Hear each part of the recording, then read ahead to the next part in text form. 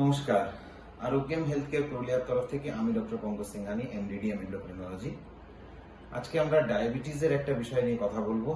আমের সিজন আছে, লিচির সিজনও আসছে, চতুর্দিকে নানান রকম আম আর লিচু পাওয়া যাচ্ছে, আগামী দিনে আরো বেশি করে পাওয়া যাবে। এই পরিস্থিতিতে আমাদের ডায়াবেটিস পেশেন্টদের মন খারাপ। তারা অনেকে আমাদের প্রশ্ন করেন যে এই ফলগুলো কি ডাক্তার আমরা খেতে পারবো, খেলে কতটা খেতে পারবো, আমার সুগার বেড়ে যাবে না তো, আমি ইনসুলিন নিই, আমার কি কোনো অসুবিধা হবে, ইত্যাদি। এবং তাদের জন্য আজকে আমরা বিশেষ কিছু প্রতিবেদন নিয়ে এসেছি। যে কোনো ফলের মতন আম লিচু একটা ফল, তফাৎ একটাই যে এই ফলগুলো একটু মিষ্টি বেশি অন্য ফলের তুলনায়। কিন্তু সীমিত মাত্রায় যদি খাওয়া যায়, ধরুন একটা ছোট্ট আম গোটা বা একটা বড় আমের আধা, কয়েকটা লিচু 8টা-10টা যদি আপনি খেতে চান, তাহলে একটা ডায়াবেটিস পেশেন্ট যার মোটামুটি সুগার কন্ট্রোল আছে, সে কিন্তু প্রতিদিন খেতে পারে আম লিচু সিজনে। আমের মধ্যে প্রায় ওই ছোট আম বা একটা বড় আমের আধার মধ্যে 80 থেকে 100টা ক্যালোরি হয়, এবং ওই 10-12টা লিচুর মধ্যেও 80 থেকে 100 ক্যালোরি হয়, যেটা কিন্তু একটা বড় আপেলের মধ্যেও হয়, একটা পাকা পেয়ারার মধ্যেও হয়, পেঁপের মধ্যেও হয়, যে কোনো ফলের মধ্যে হয়। মিষ্টি কতটা আছে তার উপরে ক্যালোরিজটা নির্ভর করে। কিন্তু সঙ্গে আমাদের এটাও ভাবতে হবে যে আমের মধ্যে অনেক ক্যালসিয়াম আছে, ফাইবার আছে, অনেক পটাশিয়াম আছে, এবং ইমিডিয়েট এনার্জি দেওয়ার জন্য গ্লুকোজ আছে। তাই এই ক্ষেত্রে আম খাওয়া, এত ভিটামিন, এত মিনারেল, এত ক্যারোটিন, বিটা ক্যারোটিন বলে একটা জিনিস থাকে আম বা হলুদ জাতীয় ফলের মধ্যে, যেটার জন্য তাদের রং হলুদ হয়।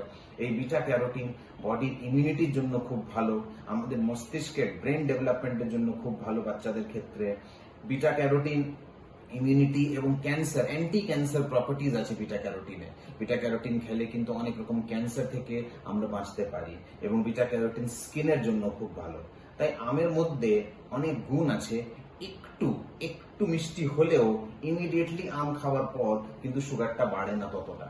তাই ডায়াবেটিস পেশেন্টরা প্রতিদিন কিন্তু অল্প মাত্রায় আম খেতে পারেন, প্রত্যেক দিন খেতে পারেন, আমের সিজনের উপভোগ করতে পারেন। কিন্তু নজর রাখবেন নিজের ব্লাড গ্লুকোজের উপরে, নজর রাখবেন যেন গ্লুকোজের ওষুধ, ইনজেকশন, ইনসুলিন আপনারা সময় মতো নিচ্ছেন, এবং একটু নজর রাখবেন নিজের ডাক্তারের পরামর্শের উপরে। লিচুরও একই গল্প। লিচু ছোট ছোট থাকে, লিচুর 8টা-10টা লিচু খেলে সে একটা আমের মতনই গল্প প্রায়।